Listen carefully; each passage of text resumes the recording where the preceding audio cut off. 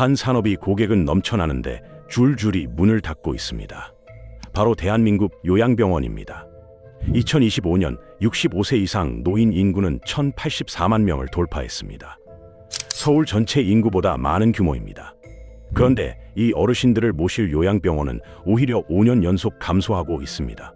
수요는 폭발하는데 공급이 스스로 무너지는 기이한 현상. 경제학 교과서를 정면으로 거스르는 이 몰락의 구조와 방아쇠, 함께 파헤쳐 보도록 하겠습니다.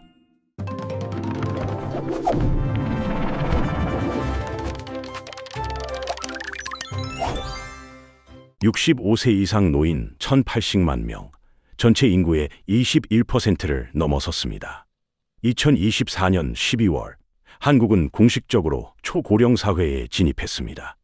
초고령 사회란 65세 이상 인구가 전체의 20%를 넘는 사회를 말합니다. 그런데 숫자는 수요를 말하지만 진짜 파열음은 병원 현장에서 먼저 났습니다.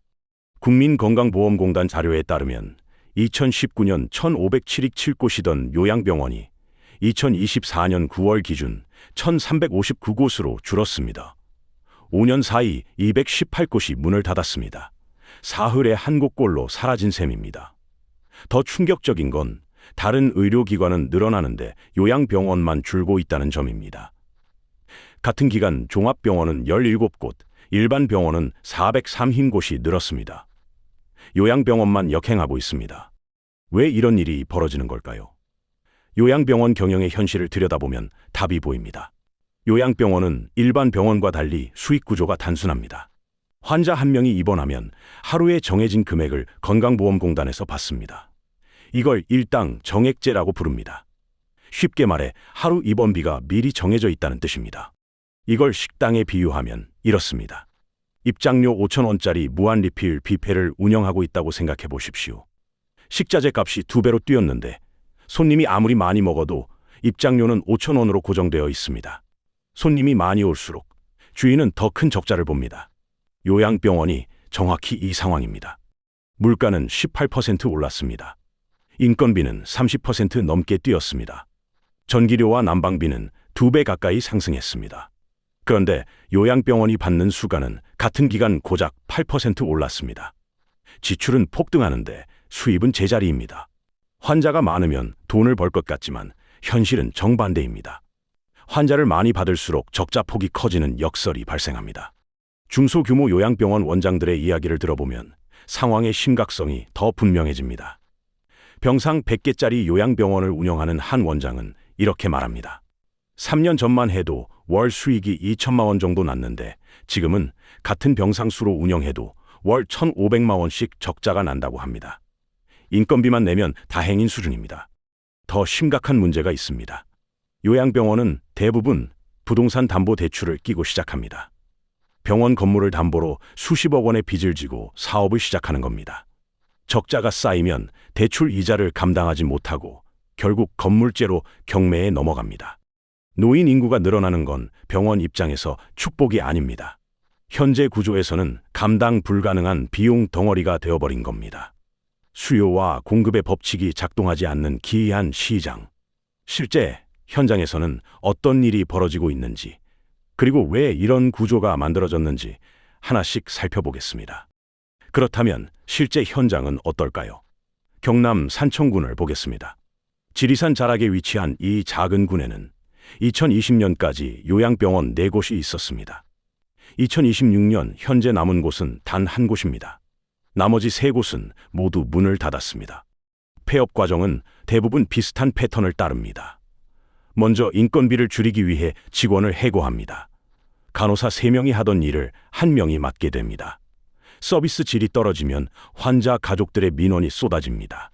악순환이 시작됩니다. 좋은 직원은 더 나은 조건을 찾아 떠나고 남은 직원은 과로에 시달립니다. 결국 더 이상 버틸 수 없는 지점에 도달하면 어느 날 갑자기 폐업 공지가 붙습니다. 문제는 폐업 통보가 갑작스럽게 이뤄진다는 점입니다. 법적으로 요양병원은 폐업 30일 전에만 통보하면 됩니다.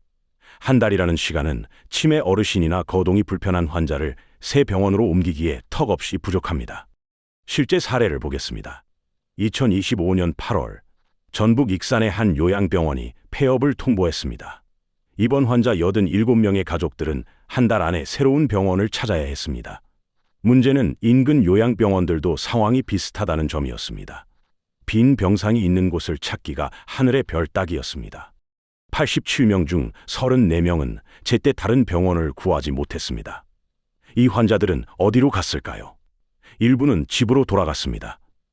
하지만 집에서 24시간 간병이 필요한 어르신을 돌볼 수 있는 가정은 많지 않습니다. 결국 가족들이 직장을 그만두거나 하루 15만 원이 넘는 개인 간병인을 고용해야 했습니다. 한 달이면 450만 원입니다. 대기업 신입사원 월급보다 많은 돈입니다. 이런 환자들을 의료계에서는 간병 난민이라고 부릅니다. 말 그대로 갈 곳을 잃고 떠도는 환자들입니다. 간병살인, 간병파산, 간병실직. 이런 단어들이 뉴스에 자주 등장하는 이유입니다. 가족이 간병을 맡으면 일을 그만둬야 하고 간병인을 쓰면 재정이 파탄납니다.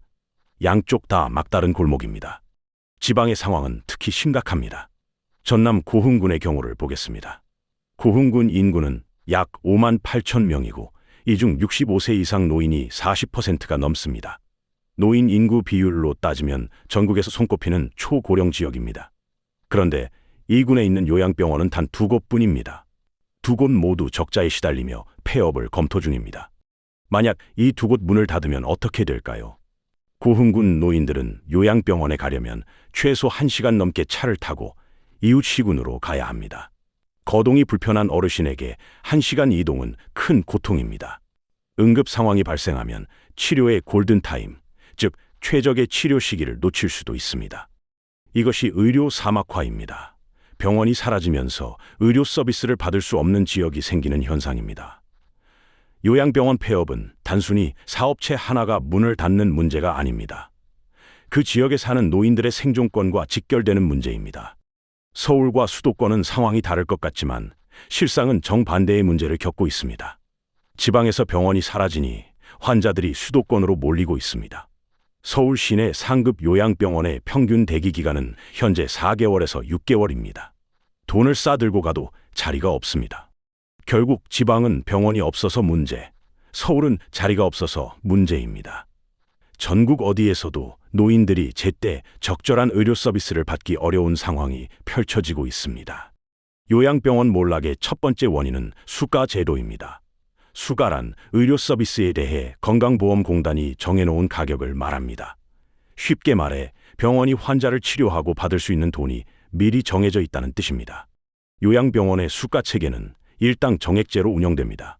환자 한 명이 하루 입원하면 병원은 정해진 금액을 받습니다. 환자의 상태에 따라 1군부터 7군까지 등급이 나뉘고 등급별로 금액이 다릅니다. 가장 중증인 1군 환자의 경우 하루에 약 8만 원 정도를 받습니다. 가장 경증인 7군 환자는 하루 5만 원 수준입니다. 이 금액에는 모든 것이 포함되어 있습니다. 의사진료, 간호서비스, 약품, 식사, 침구, 기저귀, 물리치료까지 전부 이 돈 안에서 해결해야 합니다. 추가로 청구할 수 있는 항목이 거의 없습니다. 문제는 이 금액이 현실 비용을 전혀 반영하지 못한다는 점입니다. 2025년 기준으로 요양병원에서 환자 한 명에게 들어가는 실제 비용을 계산해 보겠습니다. 인건비가 가장 큽니다. 간호사, 간호조무사, 요양보호사, 의사급여를 환자 수로 나누면 하루에 약 4만 5천 원이 듭니다. 여기에 식비 1만 2천 원, 의약품비 8천 원, 시설 유지비 7천 원, 위생용품비 5천 원, 기타 관리비 5천 원이 추가됩니다. 합치면 하루에 약 8만 2천 원이 필요합니다. 그런데 병원이 받는 돈은 최대 8만 원입니다. 환자 한 명당 하루 2천 원 이상 적자가 나는 구조입니다. 100병상 병원이 꽉 차면 하루에 20만 원, 한 달이면 600만 원, 1년이면 7,200만 원 적자입니다. 병상이 많을수록 적자도 커집니다. 일본의 사례를 잠시 보겠습니다. 일본도 고령화로 요양시설 수요가 폭발했습니다. 일본 정부는 개호보험이라는 제도를 통해 요양 서비스 비용을 지원합니다. 개호는 일본어로 간병이라는 뜻입니다. 중요한 건 일본은 3년마다 수가를 현실에 맞게 조정한다는 점입니다. 물가 상승률과 인건비 인상분을 반영해서 시설이 적정 수익을 낼 수 있도록 합니다. 한국은 수가 인상률이 물가 상승률의 절반도 되지 않습니다. 왜 이런 차이가 생길까요? 건강보험 재정 때문입니다. 한국의 건강보험 재정은 만성 적자 상태입니다. 국회 예산정책처에 따르면 건강보험 재정은 2026년부터 적자로 전환되고 2030년에는 누적 준비금이 소진될 전망입니다. 고령화로 의료비 지출은 매년 늘어나는데 보험료 수입 증가는 이를 따라가지 못합니다. 정부 입장에서는 어딘가에서 비용을 아껴야 합니다. 그 대상이 요양병원 수가가 된 겁니다. 정부는 표면적으로 다른 이유를 댑니다. 요양병원 서비스 질이 낮다는 겁니다. 실제로 일부 요양병원은 환자를 방치하거나 부적절한 의료 행위로 문제가 된 적이 있습니다. 정부는 이런 부실 병원에 돈을 더 줄 수 없다고 말합니다. 하지만 현장의 목소리는 다릅니다. 수가가 낮으니까 좋은 인력을 채용할 수 없고 좋은 인력이 없으니 서비스 질이 떨어지는 악순환이라는 겁니다. 달걀이 먼저냐, 닭이 먼저냐의 문제입니다.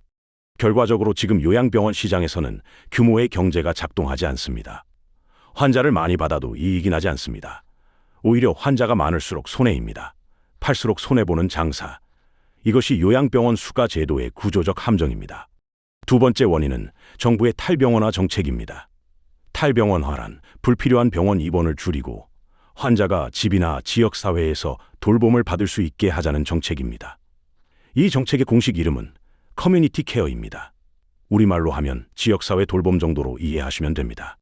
커뮤니티 케어 자체는 선진국에서 이미 검증된 모델입니다. 굳이 병원에 입원하지 않아도 되는 환자는 집에서 방문 의료와 돌봄 서비스를 받는 게 환자 삶의 질에도 좋고 의료 재정에도 도움이 됩니다. 유럽 여러 나라에서 성공적으로 운영되고 있습니다. 문제는 한국에서 이 정책이 시행되는 방식입니다. 인프라 구축 없이 병원에서 환자를 내보내는 데만 집중하고 있습니다. 구체적으로 어떤 일이 벌어지고 있는지 보겠습니다. 요양병원에 입원하려면 장기 요양 등급이 필요합니다. 건강보험공단에서 어르신의 거동 능력, 인지기능, 간병 필요도를 심사해서 1등급부터 5등급까지 매깁니다. 1등급이 가장 중증이고 5등급이 가장 경증입니다. 2024년부터 정부는 등급 판정 기준을 대폭 강화했습니다. 이전에는 3등급을 받던 어르신이 이제 4등급이나 5등급을 받습니다. 4등급, 5등급은 요양병원 입원 대상이 아닙니다. 집에서 돌봄 서비스를 받으라는 뜻입니다. 수치로 보면 변화가 뚜렷합니다. 2023년 장기 요양 신청자 중 1에서 3등급 판정을 받은 비율은 62%였습니다. 2025년 이 비율은 48%로 떨어졌습니다. 같은 상태의 어르신인데 등급이 낮아진 겁니다. 등급이 낮아지면 어떤 일이 생길까요? 요양병원 입장에서는 중증 환자가 줄어듭니다. 앞서 말씀드렸듯이 중증 환자는 하루 8만 원, 경증 환자는 5만 원을 받습니다. 경증 환자 비율이 높아지면 병원 수입이 줄어듭니다. 더 큰 문제는 경증 환자들이 아예 병원에 오지 않게 된다는 점입니다. 등급이 낮으면 본인 부담금이 올라갑니다. 부담이 커지니 입원 대신 집에서 버티려는 어르신이 늘어납니다. 병원 입장에서는 환자 수 자체가 줄어드는 겁니다. 요양병원의 수익 구조에서 경증 환자는 중요한 역할을 했습니다. 경증 환자는 중증 환자보다 손이 덜 갑니다. 약도 적게 쓰고 간병 인력도 적게 필요합니다. 상대적으로 마진이 나는 환자였습니다. 마진이란 수입에서 비용을 뺀 이익을 말합니다.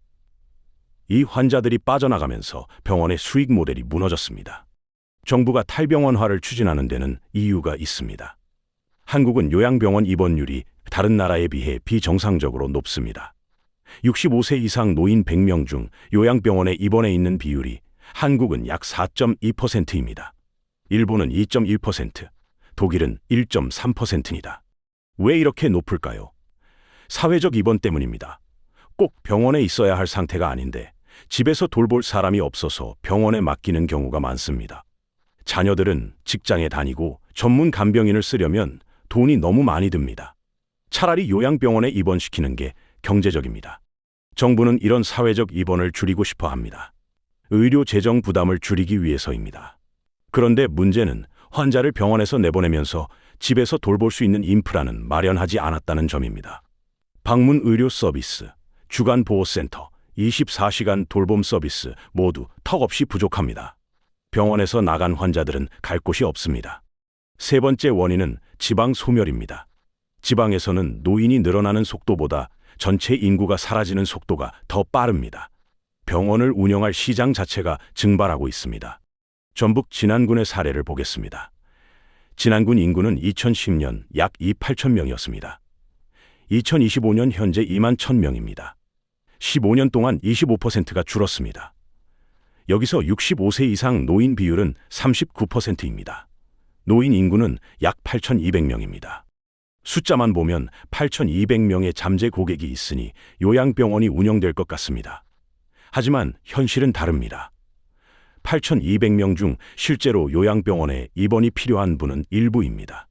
장기 요양 등급을 받은 어르신은 2,400명입니다. 이 중 요양병원 입원 대상인 1에서 3등급은 1,100명 정도입니다. 진안군에 있는 요양병원 병상 수는 약 800개입니다.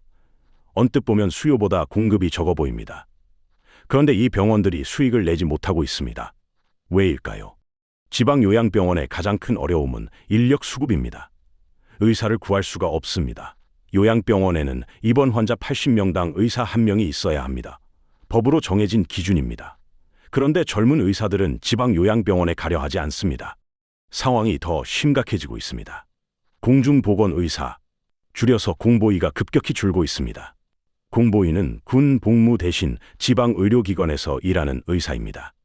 2020년까지 매년 700명 수준이던 신규 공보의가 2025년에는 247명으로 줄었습니다. 5년 사이 65%가 감소한 겁니다. 2026년에는 신규 공보의가 1명도 배정되지 않을 수 있다는 우려까지 나옵니다. 결국 지방 요양병원은 은퇴를 앞둔 고령 의사에게 의존합니다. 진안군 요양병원에서 근무하는 의사 평균 연령은 67세입니다. 이 의사들이 은퇴하면 대체 인력이 없습니다. 간호사 상황도 마찬가지입니다. 요양병원은 입원 환자 6명당 간호사 또는 간호조무사 1명을 배치해야 합니다. 지방에서는 간호사 구하기가 하늘의 별 따기입니다. 어쩔 수 없이 간호조무사 비율을 높이면 서비스 질이 떨어집니다. 인력을 구하려면 돈을 더 줘야 합니다. 서울보다 20에서 30% 높은 급여를 제시해야 지방에 오겠다는 의료인이 있습니다. 그런데 앞서 말씀드렸듯이 요양병원 수가는 지역에 관계없이 동일합니다. 서울병원이나 진안병원이나 환자 1명당 받는 돈은 같습니다. 비용은 더 드는데 수입은 같으니 적자가 날 수밖에 없습니다. 여기에 절대 인구 감소 문제가 겹칩니다. 진안군 인구는 매년 500명씩 줄고 있습니다. 5년 뒤에는 18,000명, 10년 뒤에는 15,000명이 될 것으로 예측됩니다. 환자 수가 계속 줄어드는데 병원이 버틸 수 있을까요?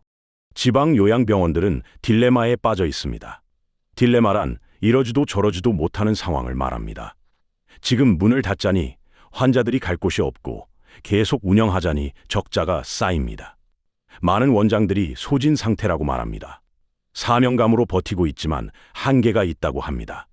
결국 지방 요양병원 폐업은 시간 문제입니다. 물고기가 아무리 많아도 물이 마르면 살 수 없습니다. 지방은 그 물 자체가 말라가고 있습니다. 지금까지 3가지 원인을 살펴봤습니다. 수가 제도의 문제, 탈병원화 정책, 지방 소멸. 그런데 여기서 한 가지 질문을 던져보겠습니다. 이 모든 일이 정말 우연의 결과일까요?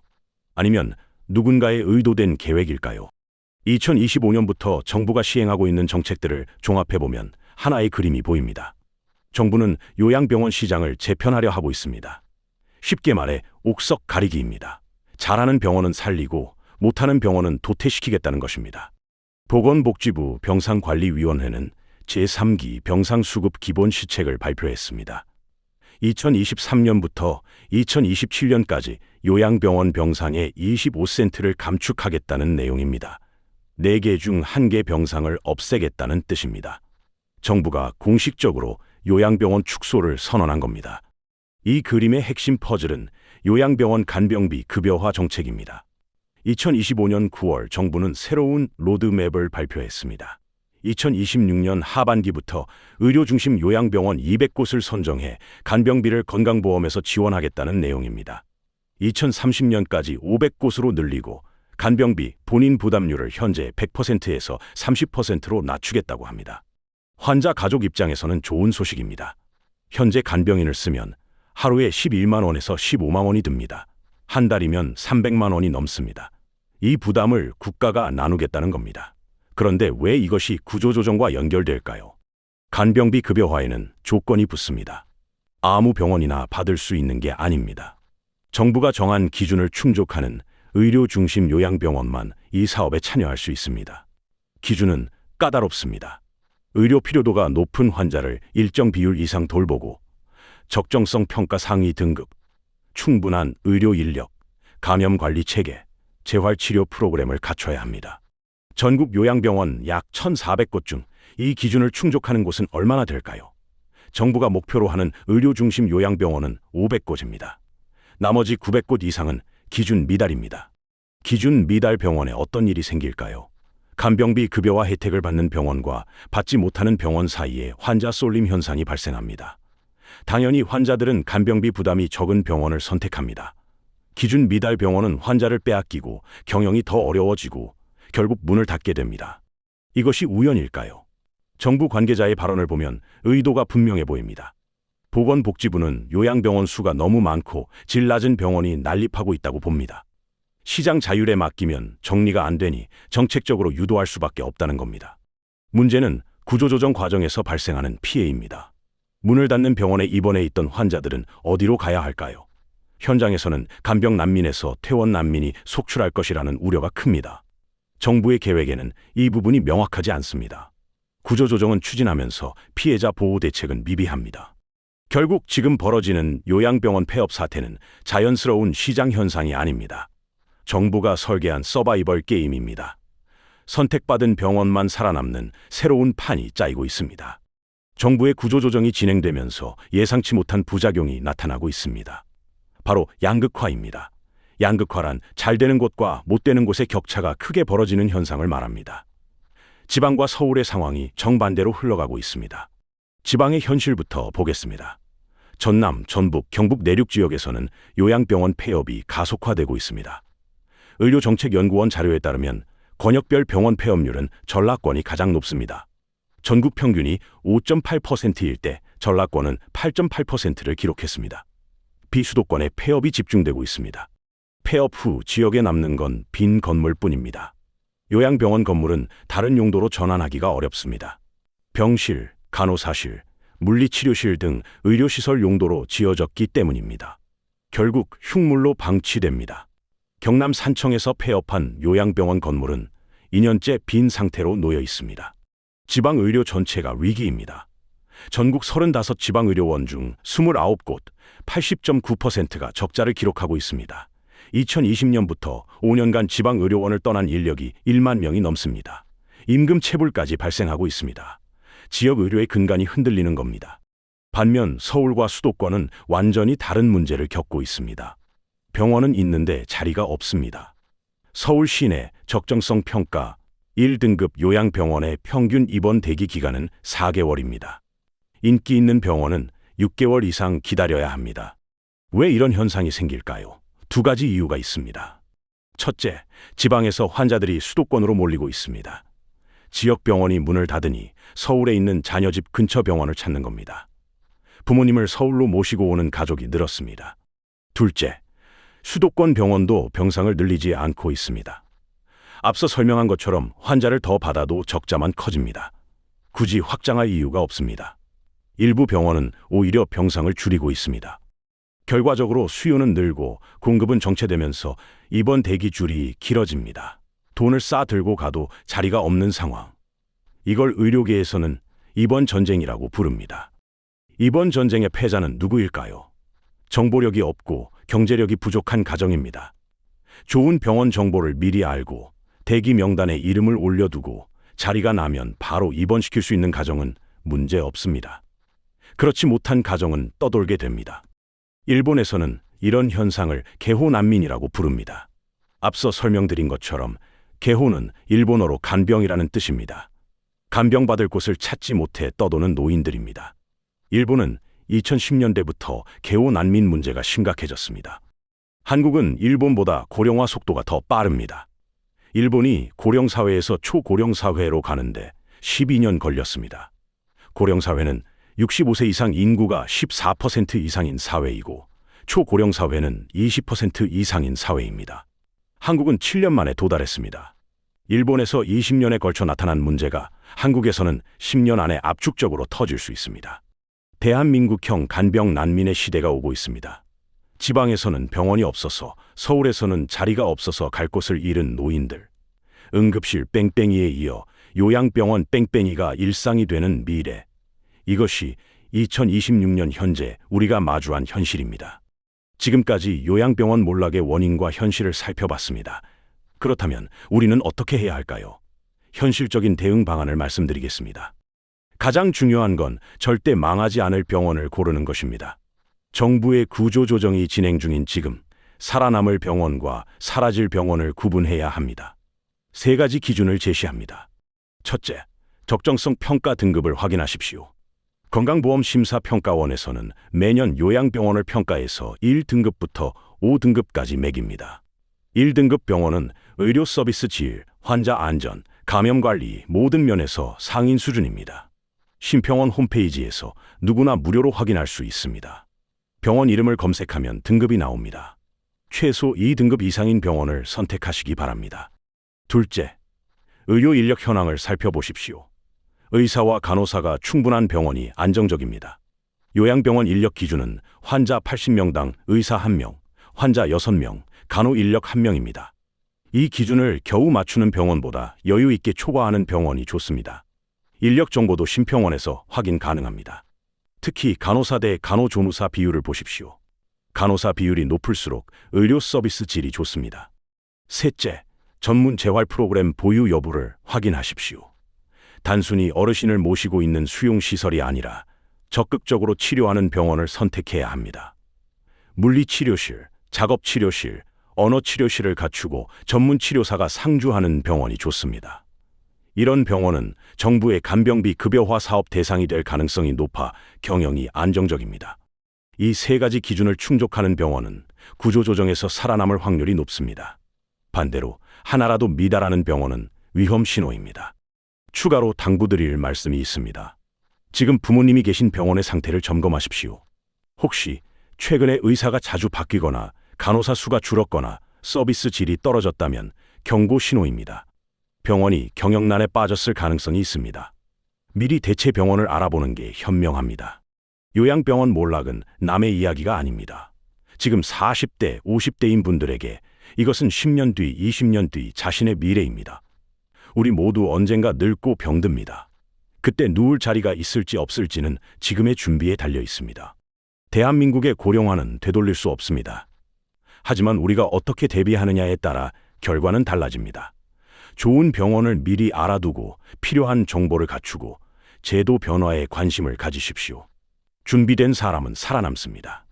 오늘 이 영상을 보신 후 한 가지만 실천하십시오. 심평원 홈페이지에 들어가서 부모님이 계신 병원 또는 우리 동네 요양병원의 적정성 평가 등급을 확인해 보십시오. 검색창에 병원 이름만 치면 바로 나옵니다. 5분이면 됩니다. 그것이 우리 가족을 지키는 첫걸음입니다.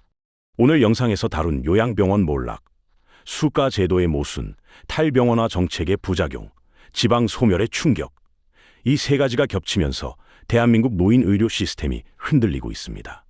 다만 이 문제에 정답은 없습니다. 정부의 구조조정이 필요악인지 아니면 더 나은 방법이 있는지 여러분의 생각은 어떠신지 댓글로 나눠주십시오. 다음 영상에서는 요양병원 입원 비용을 확 줄이는 방법과 많은 분들이 모르고 지나치는 정부 지원 제도를 정리해드리겠습니다.